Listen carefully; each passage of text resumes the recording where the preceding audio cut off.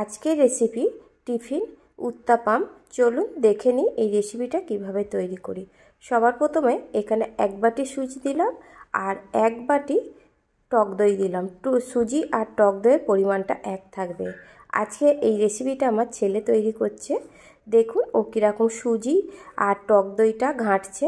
এবারে এর মধ্যে অল্প অল্প পরিমাণে জল দেব, দিয়ে একটা ব্যাটার তৈরি করে নেব।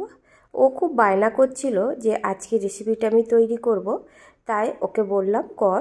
এবারে সামান্য পরিমাণে লবণ দিয়ে নাড়াচাড়া করে চাপা দিয়ে 10 মিনিট রেখে দিলাম।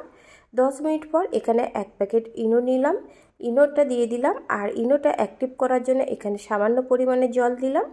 জল দিয়ে এটাকে খুব ভালো করে নাড়াচাড়া করে নিতে হবে। ইনো দেওয়ার সঙ্গে সঙ্গে দেখুন কত বাবুল সৃষ্টি হয়েছে। এইভাবে খুব ভালো করে নাড়াচাড়া করে নেব।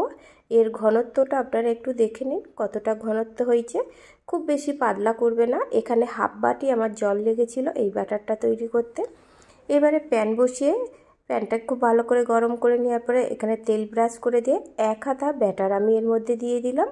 এবারে ব্যাটারটা দেওয়ার পরে এখানে কিছু সবজি দেব। এখানে গোল গোল করে আমি গাজর কেটে নিয়েছি, গাজর দিলাম। আর দেব কিছু বিটটা আমি সরু সরু করে টুকরো করে কেটে নিয়েছি। এর সাথেও কিন্তু ছোট বাচ্চাদের এই হেলদি একটা রেসিপি, তার সাথে সবজিও খাওয়া হয়ে যাবে। এই রেসিপিটা খুব সুন্দর খেতে লাগে বন্ধুরা। এবারে আমি এর মধ্যে কিছু ধনেপাতা দিলাম। এইভাবে সবজি দিয়ে যদি উত্তাপাম তৈরি করেন তাহলে তো আর কোনো কথাই হয় না, টিফিনটা সেদিন জমে যাবে। এবারে এটাকে আমি চাপা দিয়ে 2 মিনিটের মতন লো ফ্লেমে রেখে এটাকে রান্না করে নিতে হবে। 2 মিনিট পর এটাকে আমি খুলে নিলাম। দেখুন পুরোপুরি হয়েই গেছে, ওপরটাও অনেকটা শুকনো হয়ে গেছে। এবার ধার থেকেও ছেড়ে গেছে বন্ধুরা, দেখতেই পাচ্ছেন। এবারে এটাকে উল্টে নেব।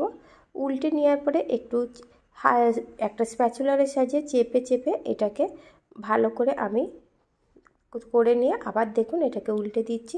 তাহলে বন্ধুরা দেখতে পাচ্ছেন কত সহজে উত্তাপাম তৈরি হয়ে যায়। এবারে এটাকে আমি তুলে নিচ্ছি। এইভাবে আমি সব কটা রেসিপি তৈরি করে নেব।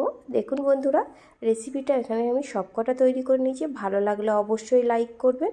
এবারে একটা প্লেট নিয়ে নিয়েছি, প্লেটের মধ্যে এগুলোকে আমি সাজিয়ে নিচ্ছি। অবশ্যই বন্ধুরা রেসিপিটা কেমন হলো আমাকে কমেন্ট করতে ভুলবেন না।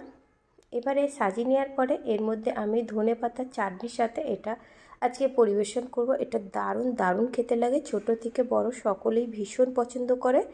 রেসিপিটা ভালো লাগলে অবশ্যই চ্যানেলটিকে সাবস্ক্রাইব করবেন।